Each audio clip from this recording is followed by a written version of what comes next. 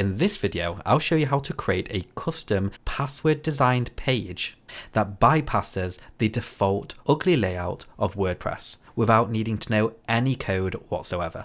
First, you want to head over to your password protected page. I've created a test page, and in order to add a password to it, click on visibility, then password protect, and I'll just enter a test password, then do OK, update, and then if you go to the web page, you'll see that you've got this ugly form field. And currently Elementor does not let you modify this or change things, and there's very few, if any, plugins on the market that lets you do anything about this. Typically you'd have to download a membership plugin and go through the headache of that, and you'd never really get the results you want. You can download a plugin called Custom Password Design by Trafm, and the URL is trafm.com. So we'll go ahead and just activate the plugin, and now you'll want to go to the page and click edit with Elementor. So now on the page we have all of our content. So what we are going to want to do is first in our widgets, we're now going to have a new widget called Custom Password Design. So we'll go ahead and put this somewhere. I'll just add in another container,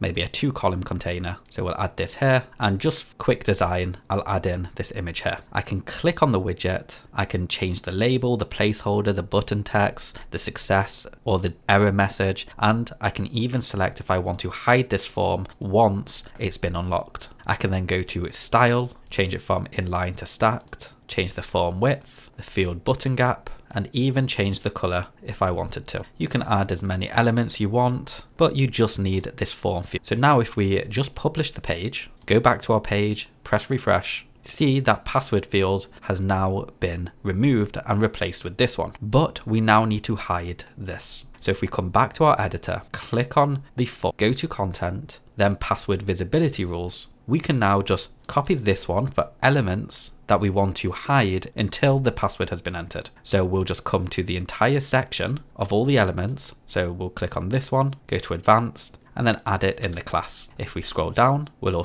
come to this element, and again, advanced, and we'll add it in the class. You can also pull it on individual elements if you want, but I'm going to do it on the sections. Now, if we publish, go to our test page, refresh, you see that we no longer have all of those items on the page. And if we enter test and then do unlock, all of those elements have now returned to the page and the password input field has disappeared. But we're going to want to hide this as well. So we go back to visibility rules, copy this shortcut, then go on to the section where all of this information is, go to advanced, then go to CSS classes and paste that in. Then do publish, go back to our test page, do refresh, and there we have it. That's made that section disappear and the section reappear of where we want. I've gone ahead and cleared my cache in a completely different browser, and this is what it now looks like. And once we enter our password, do unlock, this will now show the page in full. If you have any questions, feel free to drop them below. Thank you for watching, and I'll see you in the next video.